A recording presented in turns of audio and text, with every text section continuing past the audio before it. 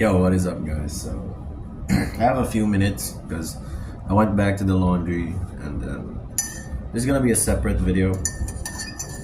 This is just gonna be me drinking coffee and talking about philosophy or something like that.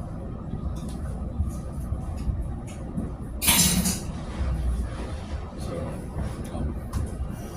yeah, it's just me and talking about essentially what love is. It's subjective. Love isn't the for me. Love isn't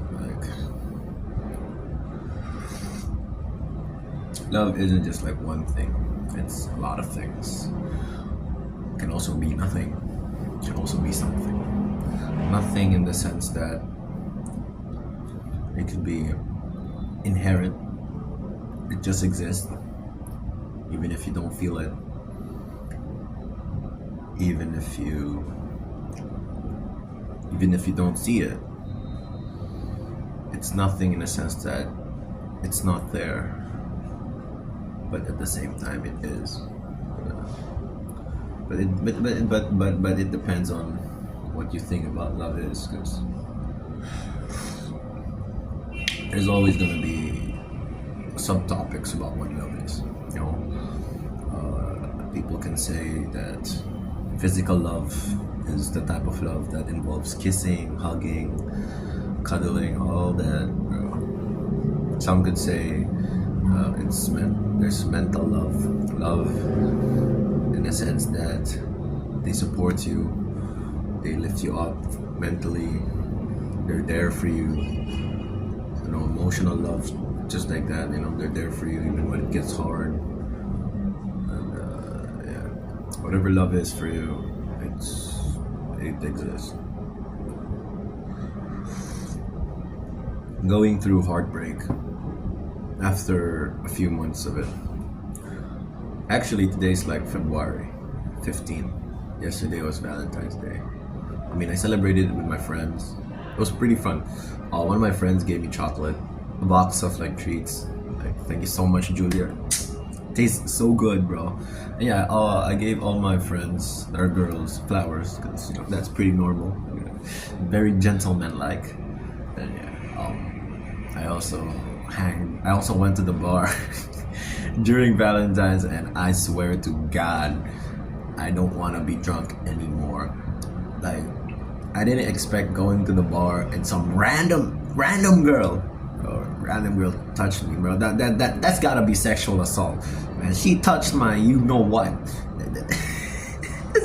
It's gotta be sexual assault, man. By the way, my voice isn't good in the sense that, yeah. Anyway, going back to heartbreak, I think it's necessary. I mean, my first like relationship, I would say, is it's like in high school, but for some reason I moved on from that. It's been years, so I don't know why it doesn't hurt as much, because after, when it was just fresh, it just hurt. But for some reason this time I got into a situationship, but I don't want to call it like that. Like, what determines a situation? Because it's just right for the situation or something like that. But I don't know. It was, I guess, the first time I really loved the girl. Because, like, honestly, love makes you do stupid things. There was a time where, you know, instead of going home to my parents, because you know I miss them, I instead went to her instead. And there's nothing bad about that, but like, there's nothing stupid about that either, because you know, it's just that love makes you do things that you thought you could have never done. You know, you thought it was impossible for you to do, but when life goes on, you realize that love does make you do things that you thought were impossible in the first place. I don't know, maybe because from the get-go, like, I'm serious about these things. Like,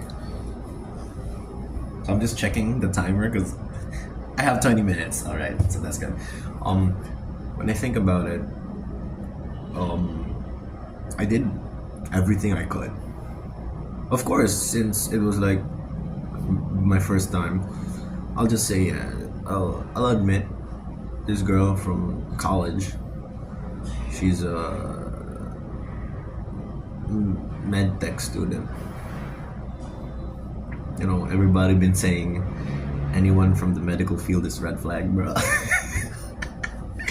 Yeah, but you know, the thing is, that relationship was like with rose-colored glasses. Like I ignored the red flags. That's how much I liked her.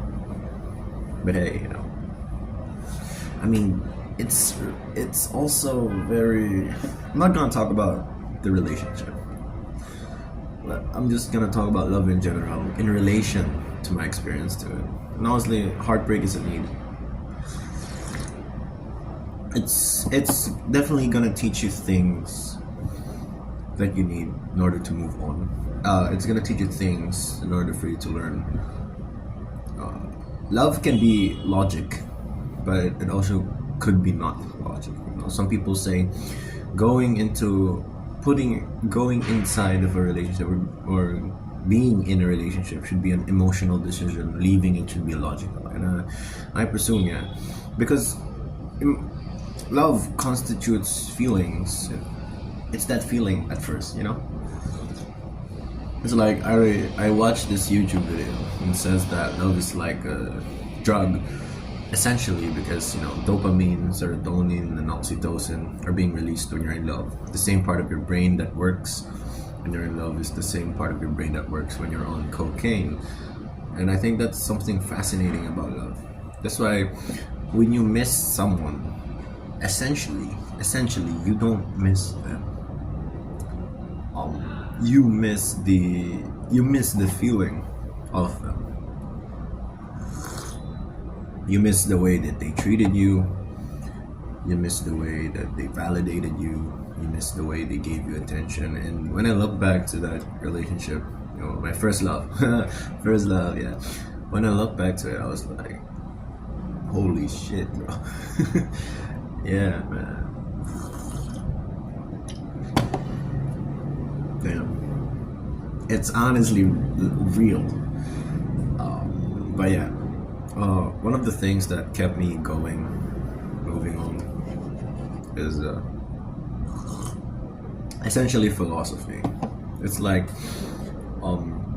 Stoicism helped me understand it in a perspective of mine, with a logical perspective, instead of looking things emotionally, because emotions at some point in time, it's just gonna burst out if you don't know how to control it, just like what Stoicism says. So yeah. Emotions is sometimes understandable, at the same time non-understandable. But yeah, going back to the logical perspective of what Stoicism shows is that it's basically an indifference in the sense that it's not good nor bad, it's just there. And everything in life is an external factor. And I was like, yeah, the only thing inherent, or the only thing that we truly own, is ourselves, not even our bodies.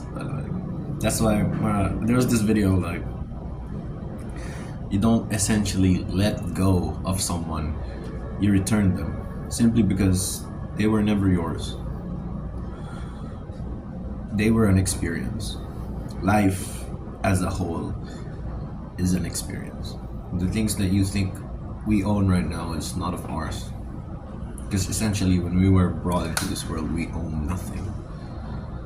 Only a rational faculty or thoughts, as exclaimed by the Stoics. But yeah, one thing I liked about Stoicism first, when it comes to heartbreaks or sadness, is essentially letting the tears flow. I think it's a good precautionary to what I did, my mistake when trying to move on.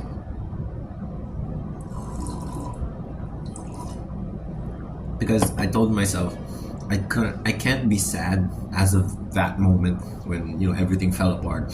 I can't be sad as of that moment because I was like, it was midterms, academic pressure, academic stress, and the feeling of I can't fail because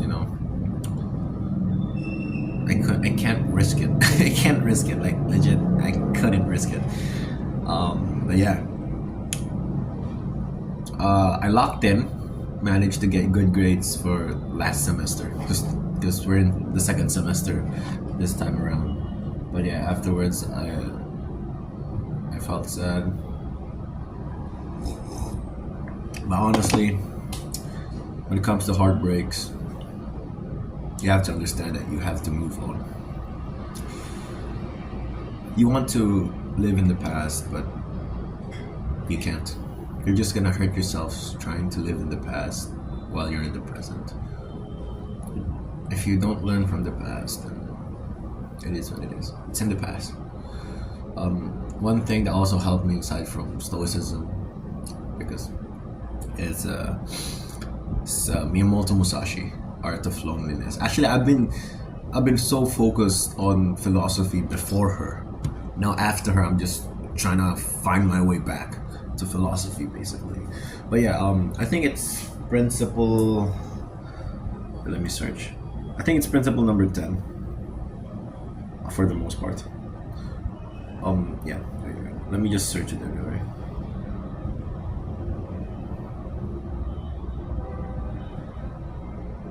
I think it's.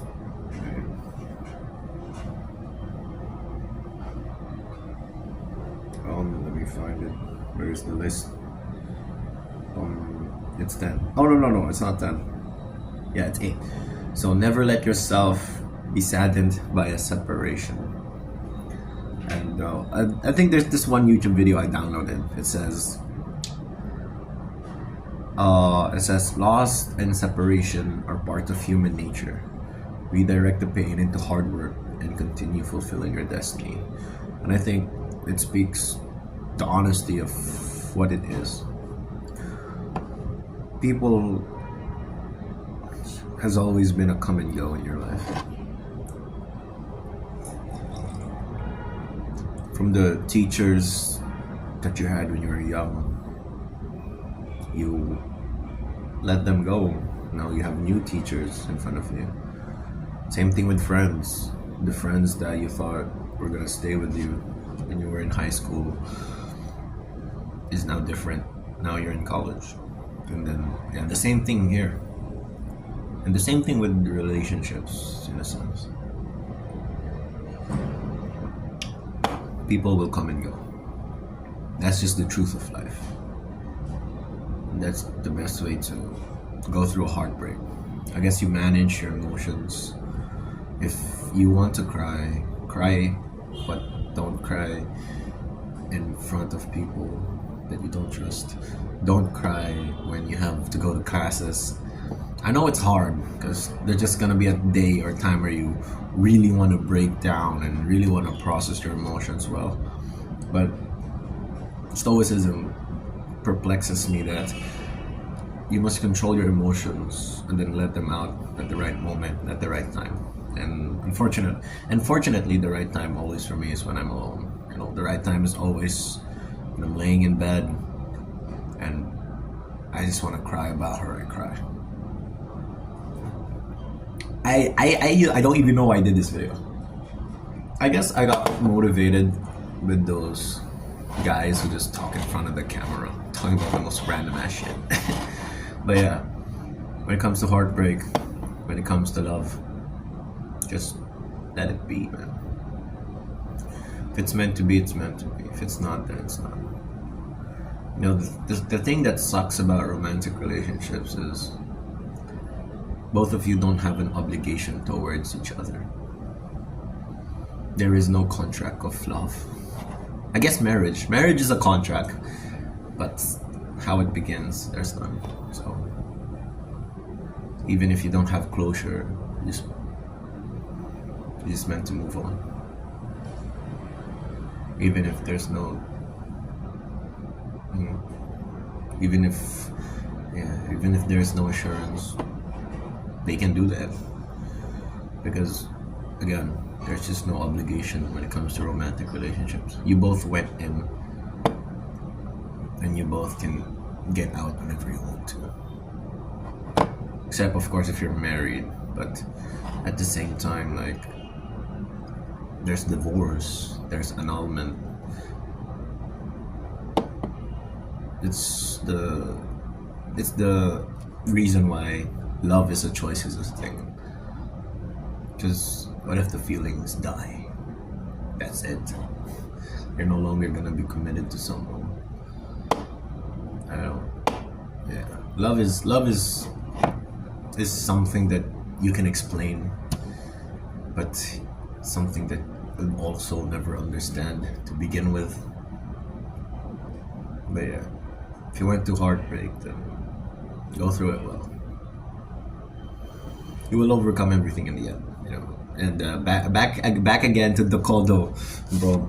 Principle number 1: accept everything just the way it is, because you know life is an experience.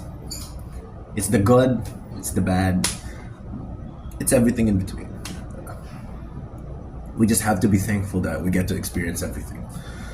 We just have to be thankful that we're all gonna go through it. So I guess that's it for me. I am going through the motions, but as you can see, I'm recording myself again. By the way, the coffee is gone. It's long gone. But yeah, thank you guys for everything. Thank you for watching the video, not forever.